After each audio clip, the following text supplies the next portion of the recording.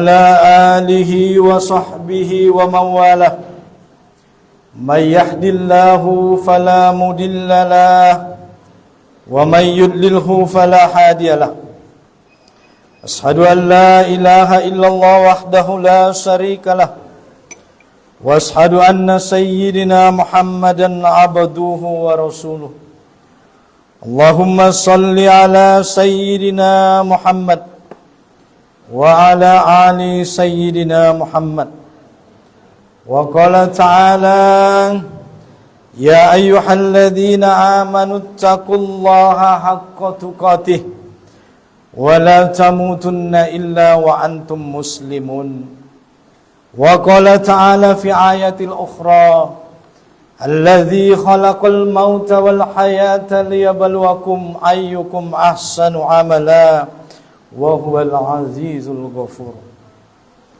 Amma ba'd. Segala puji bagi Allah Subhanahu wa taala. Dialah Allah Al-Khaliq yang Maha Pencipta, Al-Mudabbir yang Maha Pengatur. Dialah Allah As-Sari yang berhak membuat aturan dan undang-undang. Marilah kita bersama senantiasa bersyukur kepada Allah Subhanahu wa taala atas segala karunia dan nikmat yang diberikan oleh Allah kepada kita, dengan kita meningkatkan keimanan dan ketakwaan kita kepada Allah dengan cara menjalankan segala apa yang diperintahkan oleh Allah Subhanahu wa taala dan meninggalkan segala apa yang dilarangnya. Mudah-mudahan dengan begitu kita tergolong sebagai hamba-hamba yang bertakwa di hadapan Allah, hamba yang insya Allah kelak Allah masukkan ke dalam surganya, surga jannatun adanin tajri min tahtiyal anhar, surga yang mengalir di bawahnya sungai-sungai, khalidina fiha abada, yang orang-orang beriman kekal di dalamnya, yang surga itu hanya diperuntukkan uiddat lil muttaqin, yaitu bagi orang-orang yang bertakwa di hadapan Allah Subhanahu wa taala. Allahu akbar, Allahu akbar, Allahu akbar, walillahil hamd. Salawat dan salam semoga senantiasa terlimpah dan tercurah kepada Sayyidul Anbiya'i wal Mursalin, Khatamun Nabiyyin. Beliaulah baginda Rasulullah Muhammad sallallahu alaihi wasallam.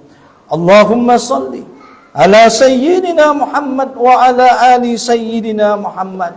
Mudah-mudahan dengan kita senantiasa mengikuti petunjuk daripada Rasulullah Muhammad sallallahu alaihi wasallam, kita adalah umat yang kelak berhak mendapatkan syafaat dari beliau di yaumil akhir kelak. Amin, amin, amin ya rabbal alamin. Ma'asyiral muslimin, jamaah salat Idul Adha yang dirahmati oleh Allah Subhanahu wa taala.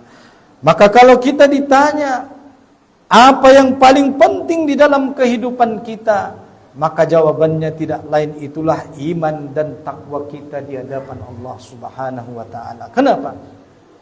Karena memang takwalah satu-satunya yang bisa menjamin kita untuk bisa masuk ke surga Allah Subhanahu wa taala. Maka jangan pernah melepaskan iman dan takwa itu. Karena jelas Allah Subhanahu wa taala mengatakan di dalam ayatnya surah Al-Furqan bahwa Allah mengatakan wasiqal ladzina taqaw rabbahum ilal jannati zumara. Dimasukkan oleh Allah orang-orang yang bertakwa ke dalam surganya zumara. Imam Ibnu Katsir mengatakan bahwa yang dimaksud dengan zumara adalah jama'atan ba'da jama'atin, yaitu berkelompok-kelompok dan berjamaah-jamaah. Insya Allah kita semua nanti akan memasuki surga Allah Subhanahu wa taala secara berkelompok dan berjamaah-jamaah. Jangan dibayangkan bahwa nanti kalau masuk surga Allah Subhanahu wa taala itu berjalan sendiri-sendiri, tidak ada.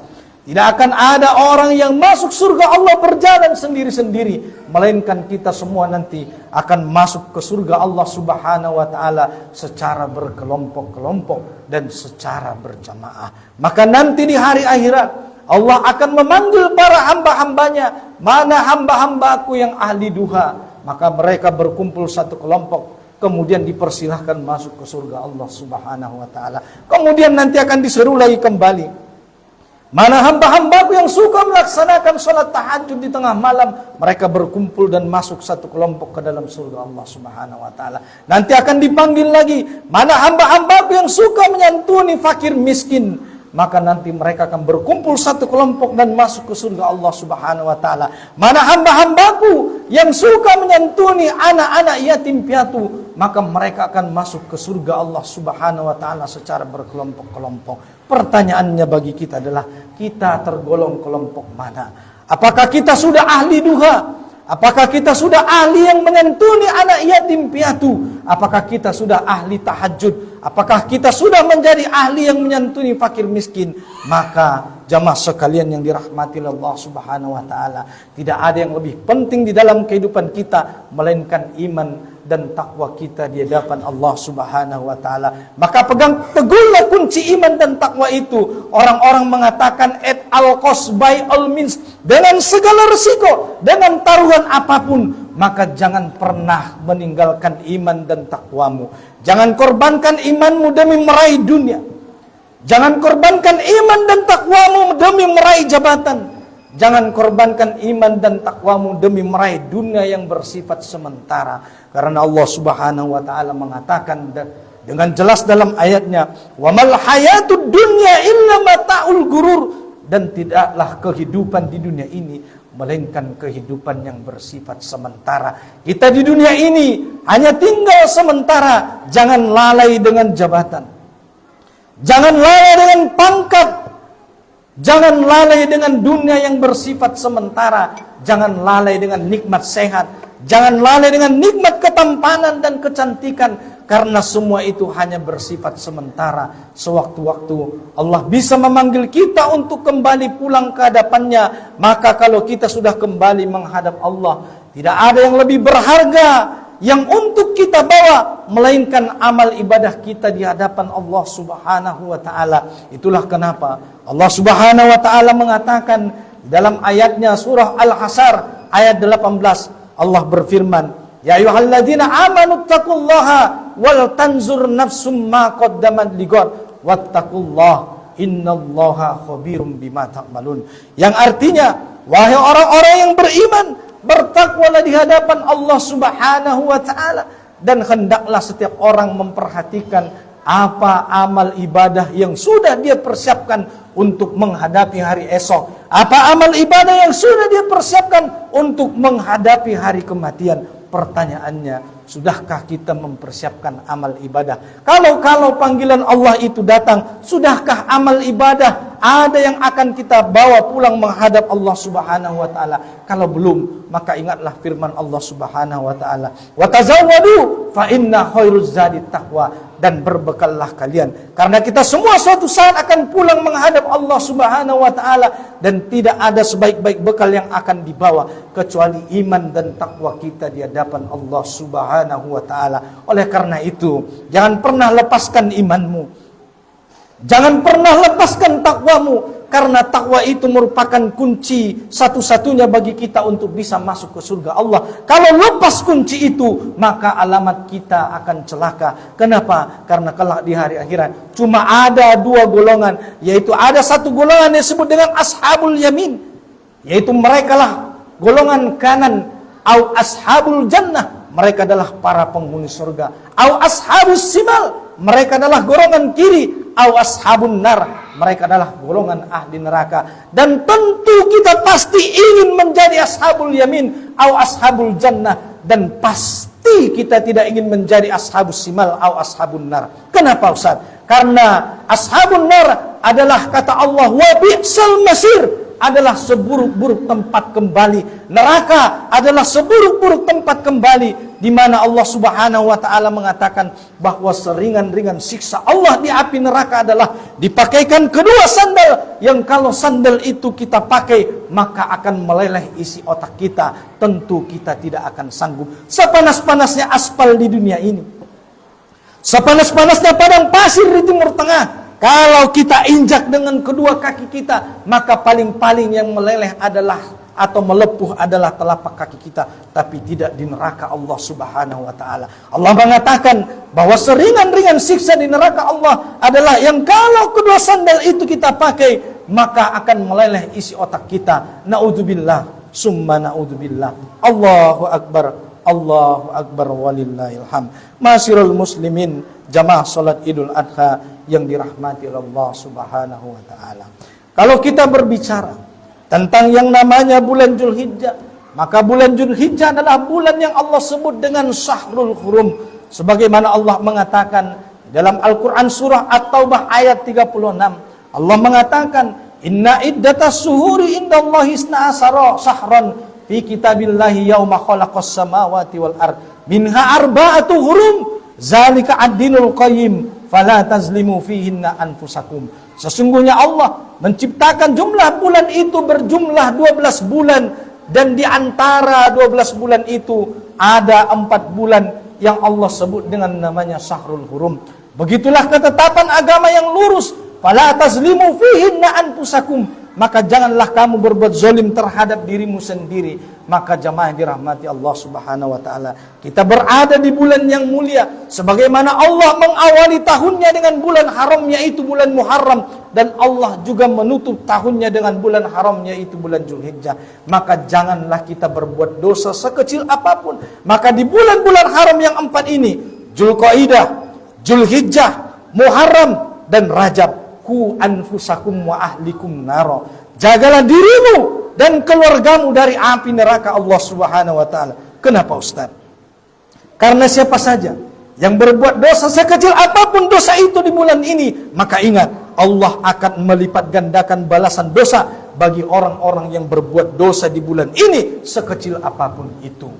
Dan sebaliknya juga, bagi siapa saja hamba Allah Subhanahu wa taala yang berbuat amal kebaikan walau sebesar biji zarrah, maka Allah akan melipat gandakan balasan 2 kali lipat dibandingkan dengan bulan-bulan yang lain.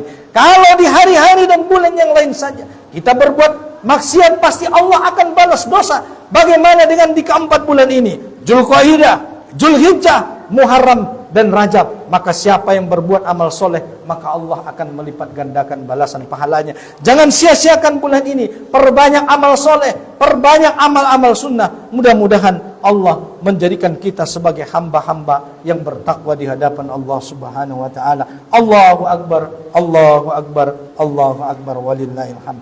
Masirul muslimin, jamaah salat Idul Adha yang dirahmati Allah Subhanahu wa taala.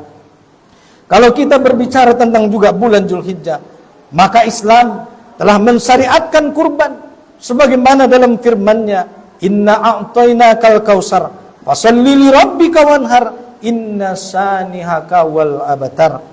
Inna sanihaka wal abtar, yang artinya sesungguhnya kami telah memberikan kepadamu wahai Muhammad nikmat yang banyak, maka dirikanlah salat karena Tuhanmu dan berkurbanlah. Sesungguhnya orang-orang yang membencimu dialah yang terputus dari rahmat Allah Subhanahu wa taala. Maka ibadah kurban adalah ibadah yang dianjurkan oleh Allah Subhanahu wa taala, dan kurban atau yang disebut dengan udhiyah atau dahiyah adalah sebutan bagi hewan sembelihan seperti unta, sapi, kambing pada hari nahar, yaitu pada hari penyembelihan pada tanggal 10, 11, 12, 13 Dzulhijjah. Dengan tujuan apa? Bahwa ibadah kurban ini bertujuan untuk mendekatkan diri kita, taqarrub ilallah, mendekatkan diri kepada Allah Subhanahu wa taala. Maka berkurban hukumnya adalah sunnah muakkad. Para ulama mengatakan bahwa makruh hukumnya meninggalkan berkurban jika ia mampu. Makanya Rasulullah mengatakan, jangan dekat-dekat kepada tempat salat kami orang yang dia sanggup berkurban tetapi dia tidak mau berkurban. Begitu dikatakan oleh Rasulullah sallallahu alaihi wasallam. Allahu akbar, Allahu akbar, Allahu akbar walillahil hamd.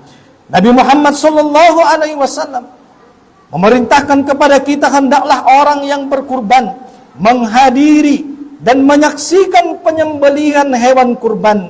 Nabi sallallahu alaihi wasallam menyuruh kita menghadiri, menyaksikan penyembelihan. Rasulullah sallallahu alaihi wasallam bersabda kepada Fatimah, "Wahai Fatimah, berdirilah lalu saksikanlah kurbanmu sesungguhnya akan diampuni darimu pada tetes yang pertama darahnya segala dosa-dosa yang pernah kamu perbuat.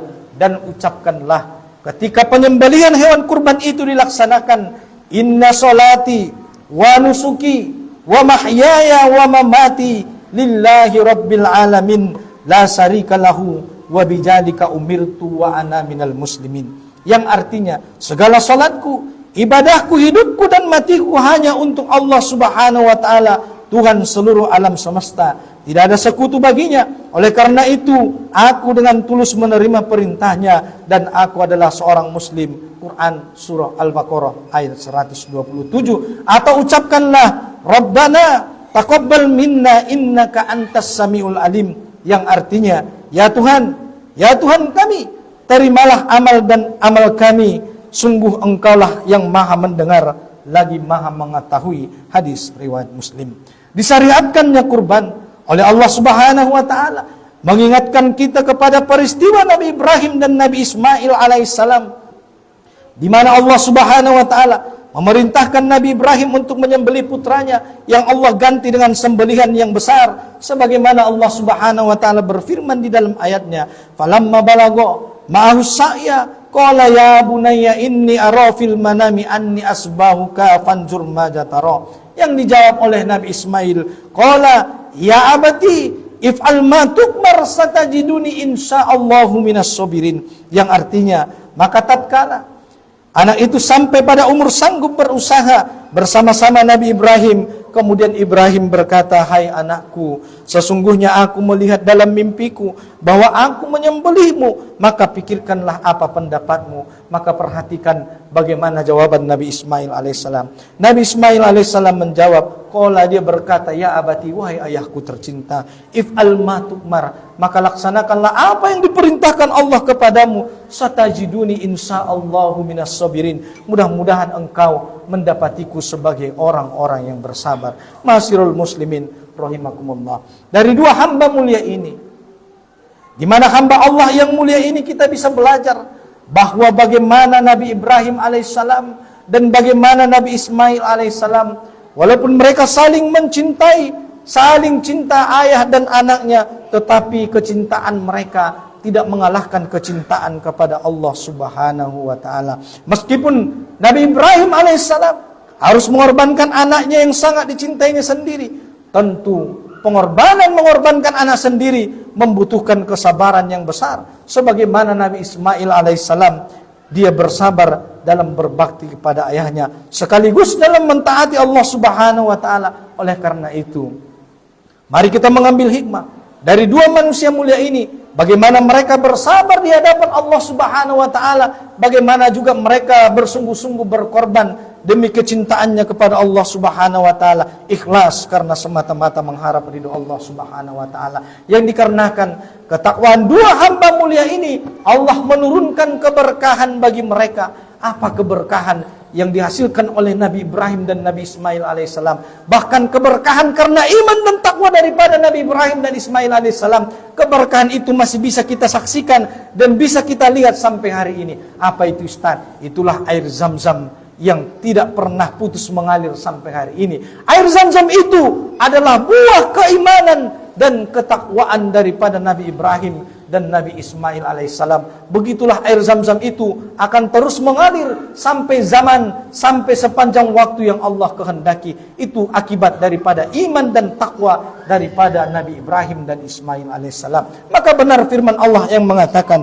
walau anna ahlal qura amanu wattaqau lafatahna alaihim barakatim minas sama'i wal ard. Yang artinya, jikalau satu penduduk negeri itu beriman dan bertakwa di hadapan Allah, maka pasti, kata Allah, akan kami bukakan pintu-pintu keberkahan dari seluruh penjuru langit dan bumi. Maka barang siapa yang bertakwa, Allah akan membukakan pintu-pintu keberkahan. Bahkan ketika Allah membuka pintu keberkahan itu, Allah mengatakan, wallahu yarzuqu may yasha'u bighairi hisab, bahwa Allah akan memberikan rezeki tanpa batas bagi siapa yang Dia kehendaki, sebagaimana air Zam-Zam mengalir tanpa batas sampai hari ini yang bisa kita saksikan.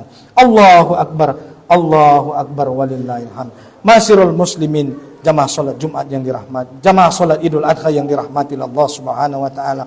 Bulan Zulhijjah, kalau kita berbicara adalah juga bulannya bagi para tamu-tamu Allah untuk menyambut dan memenuhi panggilan suci, melaksanakan ibadah haji ke Baitullah, mendekatkan diri dan memohonan ampun dengan Allah Subhanahu wa taala. Mereka orang-orang yang pergi berhaji, mereka mengucapkan labbaik Allahumma labbaik, labbaik la syarika laka labbaik, innal hamda wan nikmata laka wal mulk la syarikalah. Allah Subhanahu wa taala berfirman di dalam ayatnya, wajin fin nasi bil haji yatuka rijalan wa ala kulli dhamirin yatina min kulli fajin amin liyashhadu manafi'u lahum wa yazkuru smallaha fi ayyamin ma'lumatin ala ma razaqahum min bahimatil an'am fakulu minha wa imul ba'is al fakir, yang artinya, dan serulah kepada manusia untuk mengerjakan haji, niscaya mereka akan datang kepadamu dengan berjalan kaki, mengendarai unta yang kurus, yang datang dari segenap penjuru yang jauh.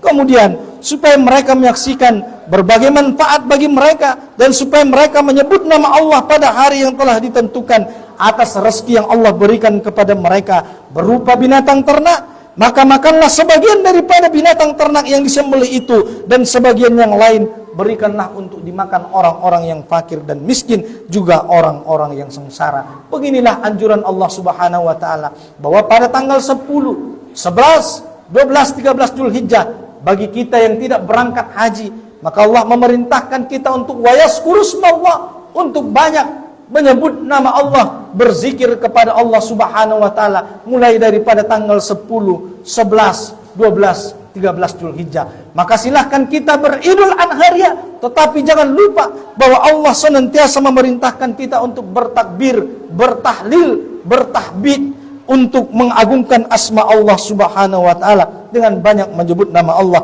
Begitu juga kita diperintahkan ketika menyembelih hewan kurban, tidak hanya memakan untuk bagi para pekurban, tetapi juga untuk membagikan daging-daging tersebut kepada orang-orang yang sengsara dan orang-orang yang fakir miskin. Masyarul muslimin, jamaah salat Idul Adha yang dirahmati Allah Subhanahu wa taala. Imam Munawi mengatakan, bagi siapa saja jamaah haji yang mereka berangkat dan mendapatkan predikat haji mabrur, Imam Munawi menyebut bahwa orang-orang yang memperoleh haji mabrur, mereka kelak di hari akhirat akan Allah masukkan ke dalam surganya tanpa ajab. Inilah janji Allah, inilah janji Rasulullah SAW bagi orang-orang yang memperoleh haji mabrur. Mereka akan Allah masukkan ke dalam surga tanpa ajab. Imam Munawi menyebutkan bahwa yang dimaksud dengan tanpa ajab adalah Allah akan memasukkan mereka ke dalam surganya tanpa perlu transit lagi di neraka Allah Subhanahu wa taala. Oleh karena itu, marilah kita meniatkan di dalam diri kita, baik yang sudah pernah haji maupun yang belum pernah haji, baik yang sudah pernah umrah maupun yang belum pernah umrah, agar kita bisa berkunjung ke dua tanah suci untuk melaksanakan ibadah haji dan umrah. Mudah-mudahan kita semua Allah berikan rezeki untuk berangkat haji maupun umrah, karena balasan yang Allah janjikan bagi siapa saja hamba Allah yang memperoleh haji yang mabrur, maka kelak Allah akan memasukkan ke dalam surganya tanpa perlu transit di neraka Allah Subhanahu wa taala. Maka jangan lihat nilai uangnya, berapalah 50, 60 juta dibandingkan dengan jaminan Allah bagi kita bahwa kita akan dimasukkan ke dalam surga Allah Subhanahu wa taala, bahkan tanpa perlu lagi singgah di neraka Allah Subhanahu wa taala. Maka haji adalah salah satu jalan VVIP atau jalan tol bagi hamba-hamba Allah yang ingin masuk ke dalam surga Allah Subhanahu wa taala. Allahu akbar, Allahu akbar walillahil hamd.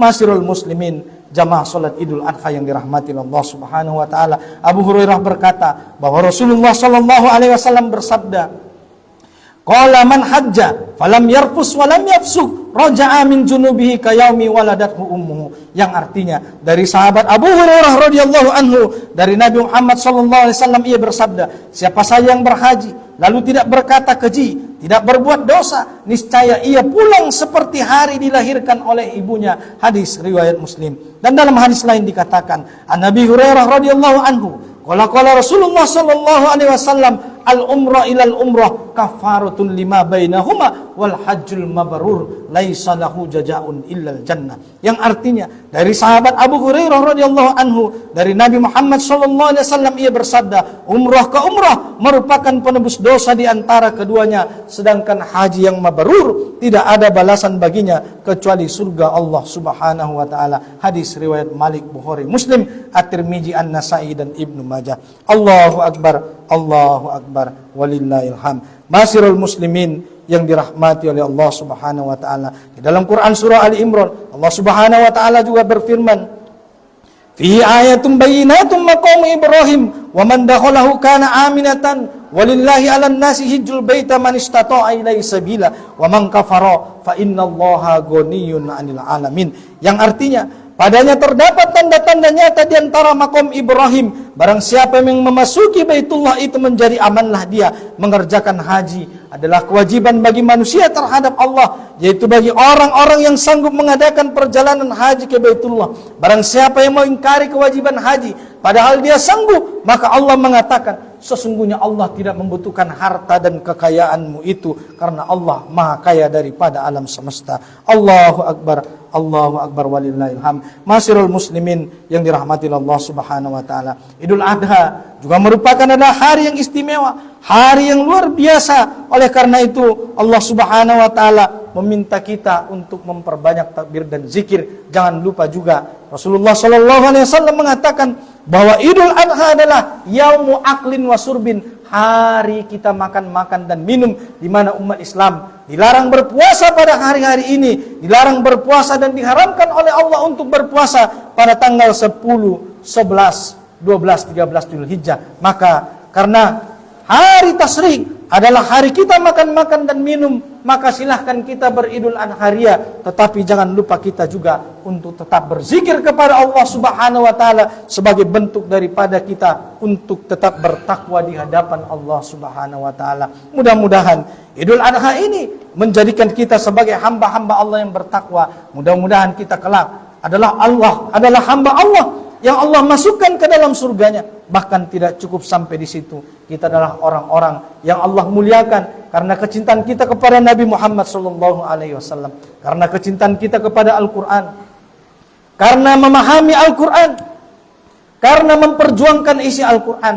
Kita adalah orang-orang yang kelak di hari akhirat Allah berikan kesempatan untuk mensyafaatkan 70 orang daripada anggota keluarga kita kelak, sehingga pertemuan kita tidak hanya sampai di sini, tetapi kita kelak di surga Allah, surga yang Allah janjikan, surga seluas langit dan bumi, jannatun tajri min tahtihal anhar khalidina fiha abada, surga yang mengalir di bawahnya sungai-sungai, orang-orang beriman kekal di dalamnya, yang diperuntukkan untuk orang-orang yang bertakwa. Kita adalah orang-orang yang termasuk di dalamnya, sehingga kita kembali bertemu dengan Nabi kita, dengan para sahabat, dengan para orang-orang soleh dan mujahidin, dengan keluarga kita, dengan suami, istri dan anak-anak kita, sehingga kita adalah orang-orang yang beruntung, di mana Allah mengatakan bahwa surga adalah sebaik-baik tempat kembali. Mudah-mudahan kita senantiasa istiqomah di hadapan Allah, bertakwa sampai Allah memanggil kita kembali pulang ke hadapannya. Mudah-mudahan khutbah Idul Adha yang singkat ini dapat bermanfaat bagi kita semua. Mohon maaf bila ada kesalahan dan kekurangan. Barakallah li wa lakum fil Qur'anil azim